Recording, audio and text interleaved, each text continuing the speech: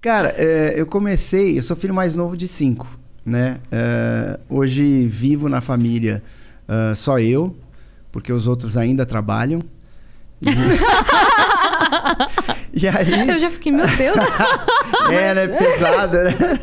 Aí meus irmãos faziam novela, comercial. Na verdade, novela não, mas faziam participações, assim, em TV, em alguma coisa e tal.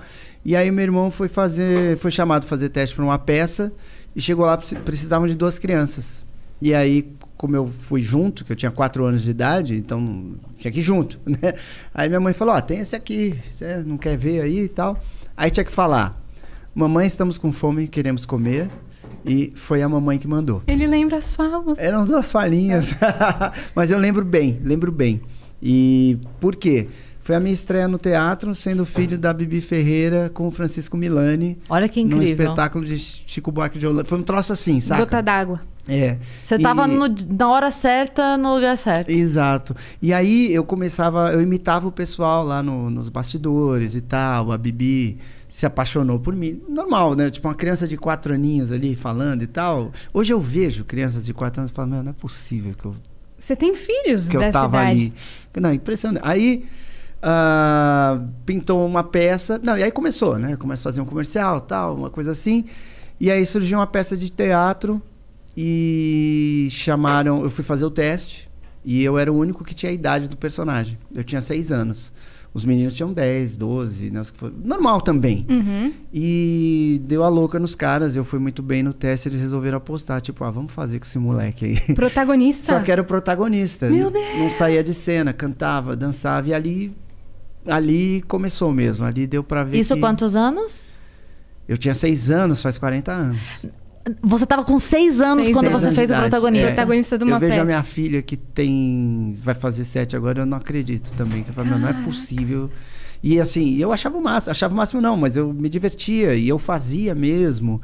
E o elenco era grande, tinha umas 20, 25 pessoas. Era um musical grande. E aí, a partir dali, começaram a me indicar pra tudo. Claro, mas óbvio, Você né? cantava no Sim. musical? Caraca, uma criança de 6 anos que canta, Eu dança cantava bem, cara. cantava. Hoje já não canto tão bem. Mas E aí começou, né? Me indica pra isso, pra aquilo, radionovela, tal. Aí eu caí na dublagem também. Caraca. Então eu fazia absolutamente de tudo, desde os 6 anos de idade. E eu nunca mais parei. E aí, mais ou menos com 22 anos, mais ou menos 23, aí eu quis optar só pela dublagem. Falei, putz, vou parar com as outras coisas. Você estava fazendo o quê? Nessa época, eu tava fazendo Ronald McDonald. Ai, caraca! Eu era o personagem do McDonald's. Maquiagem, peruca, luva, tudo.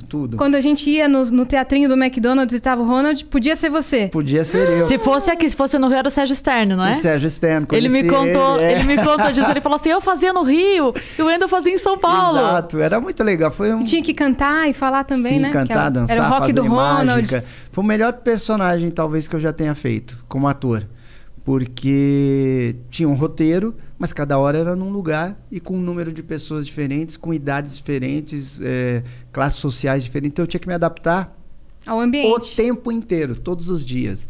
E foi incrível. Eu fui aprendendo assim muita coisa. Eu tive que aprender a decorar o nome das pessoas, que eu não fazia isso. Ninguém faz isso, sei lá. Sim.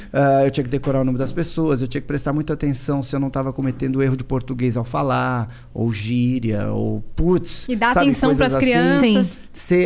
Eu tinha que fazer um show pro pai de 60 anos, pra mãe pé da vida, para um moleque de 10 e um moleque de 4 anos. Eu tinha que fazer todos eles rirem. Fazendo malabarismo e mágica ao mesmo tempo. Foi uma coisa incrível. Foi incrível. E eu tava fazendo Ronald nessa época.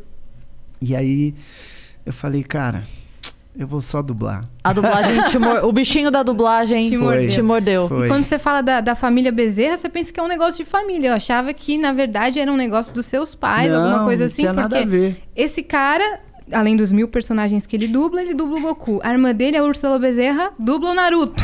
O irmão dele, o Ulisses, dubla também Cavaleiros do Zodíaco. Então os caras parece que dominaram o mercado dos animes. Dos animes. Mas, e o Goku foi uma coisa... Você que puxou seus irmãos pra dublagem? Não, a gente sempre fez tudo meio junto, assim, porque a família, né, ia pra lá, ia pra cá, grava aqui, grava novela, a gente às vezes fazia novela junto, dublava junto, fazia uma radionovela junto, era uma loucura. Mas o Ulisses, ele tinha saído do meio artístico, fez administração, foi trabalhar numa empresa lá de terno e gravata. A Úrsula também estava meio perdida, foi fazer faculdade de Química. Ô, louco! Eu fiz Direito, eu me formei, foi até o fim da faculdade, mas no meio da faculdade eu decidi que eu ia ser só dublador e locutor. Então, eu acho que isso, de certa forma, incentivou, assim, eles a... Pô, vou nessa. E foi a melhor decisão que ele tomou, né? Foi. Quando você optou só pela dublagem, foi uma coisa, tipo assim, consciente no sentido de isso é o que eu mais gosto de fazer? Ou no momento só era o que tava mais legal na hora? O que foi? Não, porque como eu fazia o Ronald tomava a minha agenda, né? Porque viajava o Brasil todo, tinha show direto, eu fazia muito show. Só que teve um momento lá que eu tava na faculdade e eu tinha combinado com um cara lá de, em dias de prova, não me põe pra viajar, porque aí... Claro. Mas... Sim. Mas ele não tava nem aí. E aí eu me ferrei no final do ano, fiz 500 provas substitutivas, foi desesperador. No ano seguinte, eu falei, cara, dessa vez ele, não, beleza e tal, porque... Fulano também pediu e tal. Fulano era alguém da produção, né?